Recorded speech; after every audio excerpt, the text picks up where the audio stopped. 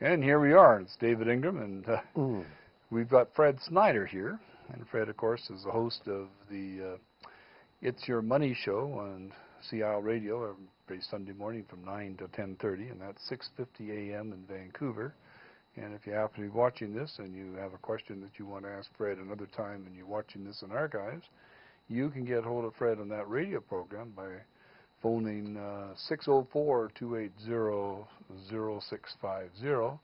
You can watch it from Saudi Arabia at www.radio650am.com. And good program. You mean all the way to Saudi Arabia? Oh, sure. Well, we've got somebody watching us. Myself. There will be somebody watching this from Saudi right now, and likely somebody from Kuwait, because we call this Around the World and try and answer questions from people no matter where they are, no matter what their problem is, and we're doing pretty good at it, you know. And just today I've dealt with somebody from Turkmenistan and from Afghanistan and from San Diego and Sultan, Washington, just across the border. Bin Laden call in yet? Bin Laden hasn't called in yet. No, Osama hasn't been looking for us, and neither has Barack Obama. Oh, that'd be good. And he could use some help right now. I guess he does. Yeah. All the stuff that's going on right now, because we've got. I'm sort of so pleased that they voted today to get rid of that bloody gun registry, which is that's great. You know, you talk about wasting money. That thing has wasted $2 billion. It's okay to have a short gun, but you can't have a long gun. Yeah. Well, no, you can have a short gun, but it's got to be registered, and they're keeping the short gun registry. Fine, and we had a short gun registry before this one. This was just a silly thing that came about because of that. They call, what is it? Was it Mulroney that brought that in? They call politic, yeah. Well, the one that started was going to be Kim Campbell, remember? She's the one that first brought it up way back when, so it goes way back when. Anyway, Fred Snyder, you're here, and you are a financial planner, and I'll give you credit for certified. Certified, well, you know. Certified like grade. A piece of beef, certified grade A. Yeah. I think that's actually sort of cute. Anyway, last week you were feeling a little under the weather, so we didn't make it. And what we want to do is run this down and put it into some little 10-minute clips so that we can make them work into YouTube. Sure. Have you got anything that's particularly come up this week? Well, I think there's always issues, and I think certainly one of the issues that needs to be seriously looked at is the market. Where are we with the markets right now? Well, nobody knows. Are we going to have another meltdown, or is the market going to continue to move? We have issues with the stock market, U.S. stock market. It's become a little soggy, a little more volatile. Yeah. On the other hand, there's a lot of good positive stuff as far as the market is concerned going on right now. So one of the things that's always there, David, as you know, is the market, itself.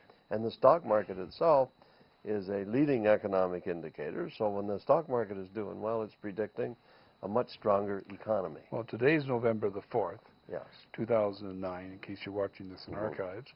And the TSE was up over 11,000 today, and the Dow was up 30. It was up, yeah. The Dow was up, I think, just slightly still underneath 10, though, I think, today. Although it did get over 10. And I remember when you gave out a $5,000 prize on C-Fund. Do you remember that? Yeah, I remember. We had a deal for the person who could pick the total, closest to the total, of the Dow, S&P 100, and the NASDAQ on, oh boy, what was it? It was March 31st, 2000. It was back, it was that long time, it was a long time ago, and it was when the market ended up collapsing shortly thereafter, if you remember. And that was sort of an exciting contest because people phoned in and gave their number, and I wrote them all down. Maybe we should do that again. We had 25 people a show phone and give. Should we do it again?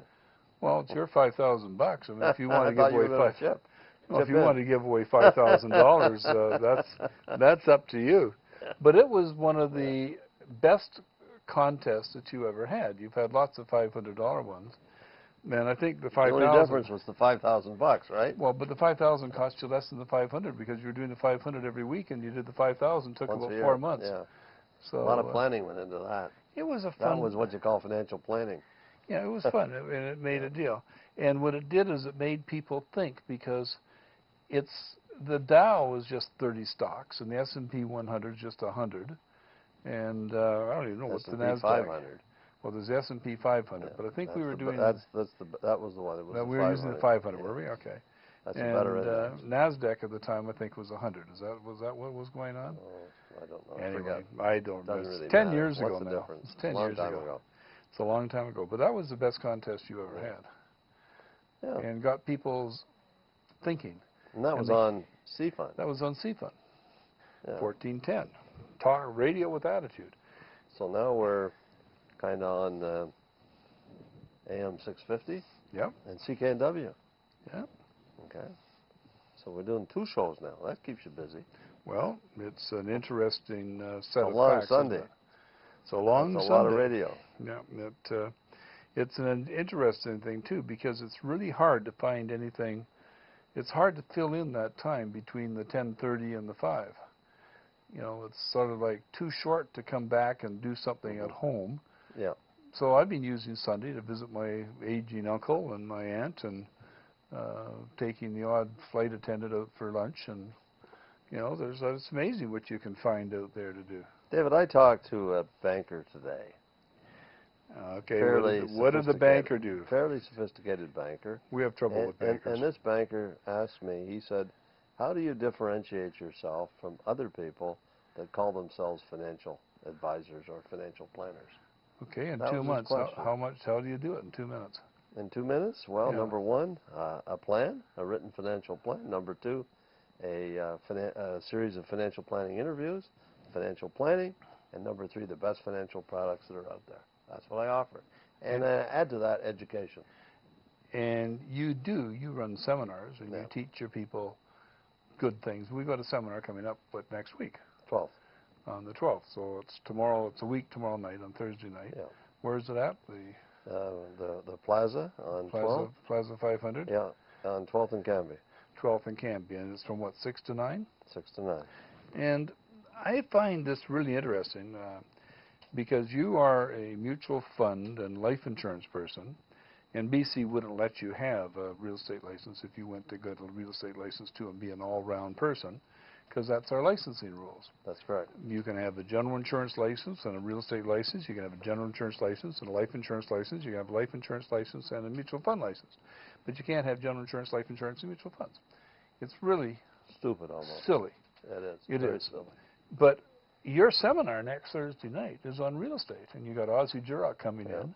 And this is amazing to me because you're paying for it. I mean, it's going to cost you $4,000, $5,000, $6,000 for the hotel and all the rest of it, and your advertising. It's a free seminar, and yet you're going to promote, and you regularly promote. Because real estate, David, is part of financial planning. Well, and if I call myself a financial planner, real estate has to be covered as well. Even though I don't sell real estate is part of financial planning, no matter what anybody says. And you know as well as I do that a good retirement plan is to have a good real estate portfolio generating rental income, which can be an income for life when someone retires, can be tax preferred.